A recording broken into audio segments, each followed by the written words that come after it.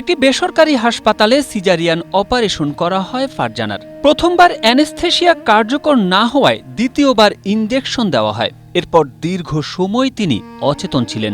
জ্ঞান ফেরার পর থেকেই কোমরের নিচের অংশ অবশ হয়ে যায়, দুই পা সম্পূর্ণ অচল হয়ে পড়ে, পাশাপাশি চোখ ও কানেও জটিলতা দেখা দেয়।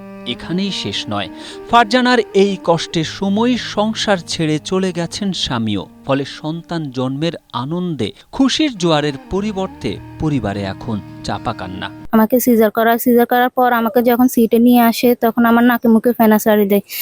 তারপরও রাকিব ডাক্তার বলছে কোনো সমস্যা হবে না। আমি ওই হসপিটালে, সিটি হসপিটালে 4 দিন ছিলাম। 4 দিন পর আমাকে বাড়িতে নিয়ে আসে। রাকিব ডাক্তার বলছে কয়েকদিন পর ঠিক হয়ে যাবে। আজকে 5 মাস যাবত আমি এখনো অসুস্থ, এখনো ঠিক হয় নাই।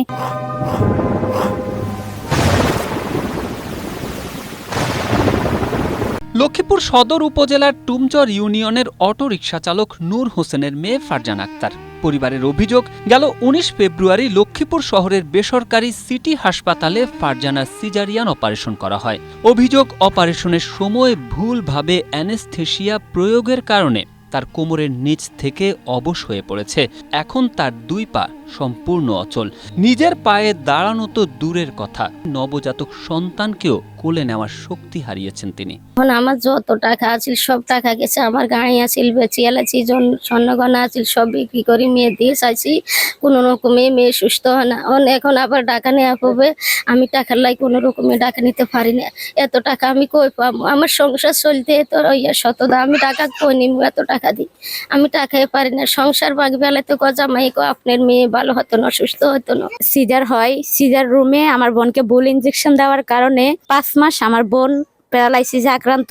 কোমর থেকে 2 পা পর্যন্ত আমরা বিভিন্ন জায়গায় চিকিৎসা করাইছি। ঢাকা নিউরোসায়েন্সে আমরা 21 দিন রাখছি আমার বোনকে। তারপর ওইখান থেকে ইন্ডিয়া, আমার বোনের কোমর মেরুদণ্ড থেকে এই ক্যালসিয়াম নিচে, ওটা ইন্ডিয়াতে পাঠানো হয়েছে।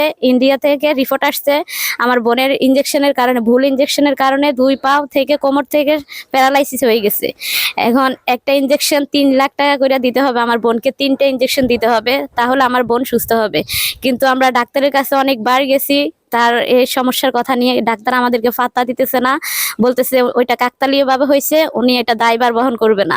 এ ঘটনায় হাসপাতাল কর্তৃপক্ষের কাছে 50 লাখ টাকা ক্ষতিপূরণ দাবি করে আইনি নোটিশ পাঠানো হয়েছে বলে জানিয়েছেন বাংলাদেশ সুপ্রিম কোর্টের আইনজীবী এম.এ. রহমান সুমন। অন্যদিকে অভিযোগ অস্বীকার করেছেন সংশ্লিষ্ট হাসপাতালের চিকিৎসক ও মালিক ডাক্তার রাকিবুল আহসান। তবে তিনি ক্যামেরার সামনে এ বিষয়ে কোনো বক্তব্য দিতে রাজি হননি। Desk report, Asia post.